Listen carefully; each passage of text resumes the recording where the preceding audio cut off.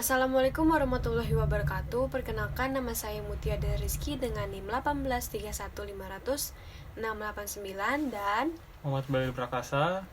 saya mengambil mata kuliah Manajemen Strategi dengan dosen Dr. Muhammad Mabrur Taufik SAG SEMM dari Fakultas Ekonomi dan Bisnis, jurusan Manajemen Universitas Budi Luhur. Saya akan menjelaskan materi pada pertemuan ke-9 mengenai strategi korporat. Tujuan mendefinisikan strategi korporat, menjelaskan organisasi bisnis, memilih berbagai alternatif strategi pertumbuhan, memilih berbagai alternatif strategi stabilitas, memilih berbagai alternatif strategi pembauran, mendiskusikan strategi korporat untuk kasus BUMN di Indonesia. Strategi korporat. Definisi: strategi yang menerapkan pada pertanyaan jangka panjang dan luas mengenai bisnis, apa yang akan dimasukkan oleh suatu organisasi dan apa yang diinginkan dalam bisnis tersebut. Coulter, 2002. Suatu cara bagaimana perusahaan menciptakan nilai melalui konfigurasi dan koordinasi dari aktivitas multipasarnya. Strategi korporat. Organisasi bisnis tunggal beroperasi pada satu industri. Contoh, Coca-Cola, organisasi multibisnis, beroperasi pada lebih dari suatu industri. Contohnya Pepsi. Strategi korporat. Arah strategi. Strategi pertumbuhan, bagaimana menggerakkan organisasi ke depan. Strategi stabilitas, bagaimana menjaga organisasi agar stabil. Strategi pembauran, bagaimana membalik kinerja organisasi yang cenderung menurun. Strategi pertumbuhan. Sasaran pertumbuhan bagi perusahaan, peningkatan omset, laba atau kinerja yang lain. Bagi organisasi nirlaba, peningkatan jumlah klien atau masyarakat yang dilayani, perluasan cangkup geografis atau peningkatan program yang ditawarkan. Strategi pertumbuhan. Alternatif strategi. Strategi integrasi vertikal, strategi integrasi horizontal, strategi diverifikasi, strategi internasional. Strategi pertumbuhan. Strategi konsentrasi sebagai pertumbuhan di mana perusahaan memusatkan lini bisnis utama dari mencari cara untuk mencapai sasaran pertumbuhan melalui peningkatan level operasi dalam bisnis utamanya. Perusahaan menjadi sangat tahu dan menguasai apa yang dilakukan. Kurangnya, perusahaan menjadi mudah diserang oleh industri lain dan oleh perubahan lingkungan eksternal lainnya. Strategi pertumbuhan. Integrasi vertikal. Strategi ini usaha perusahaan untuk memperoleh kendali terhadap input, terhadap output, atau keduanya. Lebihnya, mengurangi biaya penjualan dan pembelian, memperbaiki koordinasi antara fungsi dan kapabilitas, melindungi hak kepemilikan terhadap teknologi. Kurangnya, mengurangi fleksibilitas, kesulitan dalam mengintegrasikan bermacam operasi beban finansial ketika memulai usaha atau akuisisi. Integrasi horizontal. Strategi ini memperluas operasi perusahaan dengan mengombinasikan perusahaan dengan perusahaan lain dalam industri yang sama dan melakukan hal yang sama dengannya, mempertahankan supplier dan distribusi. Dilakukan melalui merger antara perusahaan dalam industri yang sama. Strategi diverifikasi. Strategi ini bertumbuh sebuah koperasi di mana perusahaan memperluas operasionalnya dengan berpindah ke industri yang berbeda.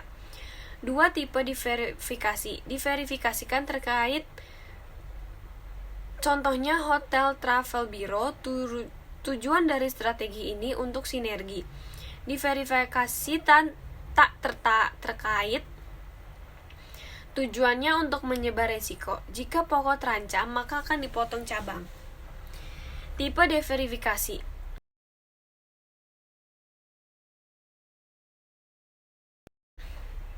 Strategi pertumbuhan. Alasan diverifikasi. Faktor pendorong eksternal. Adanya dorongan kesempatan yang lebih menjauh ke dalam dari luar perusahaan yang membawanya melakukan diverifikasi, masuk ke bisnis baru. Faktor pendorong internal. Kondisi-kondisi di dalam perusahaan itu sendiri yang mendesaknya untuk melakukan diverifikasi. Strategi internasional.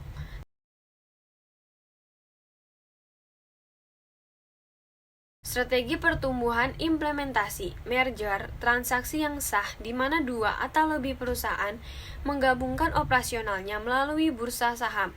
Namun hanya tinggal satu entitas ke perusahaan yang masih ada.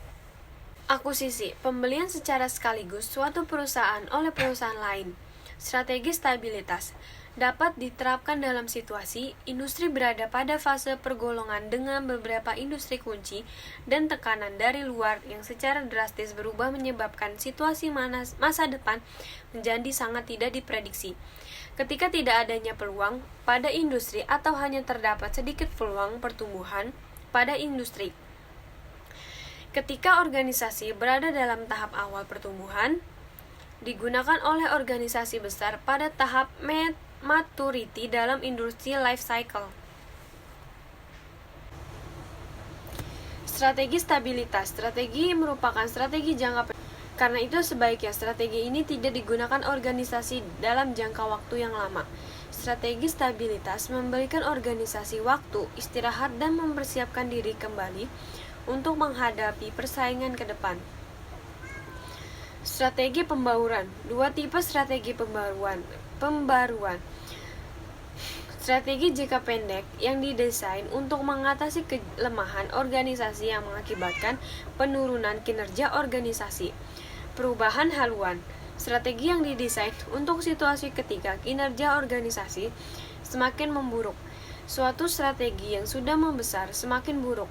Perusahaan disehatkan, likuidasi, pengurangan tenaga kerja yang dikurangi karena pembebanan divestasi.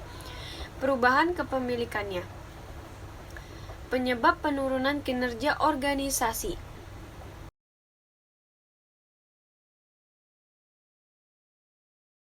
Strategi pembauran implementasi, pemotongan biaya, rekrutasi dengan jalan menjumlah beberapa bisnisnya, spin-off, likuidasi rekayasa ulang, atau penurunan skala usaha. Strategi korporat BUMN. Privatisasi BUMN, reformasi BUMN seharusnya mencakup internal korporat BUMN, positioning BUMN dalam konfigurasi sistem ekonomi nasional. 3. Strategi privatisasi. Segera restrukturisasi sebelum privatisasi. Sekian penjelasan dari saya, kurang lebihnya mohon maaf. Wassalamualaikum warahmatullahi wabarakatuh.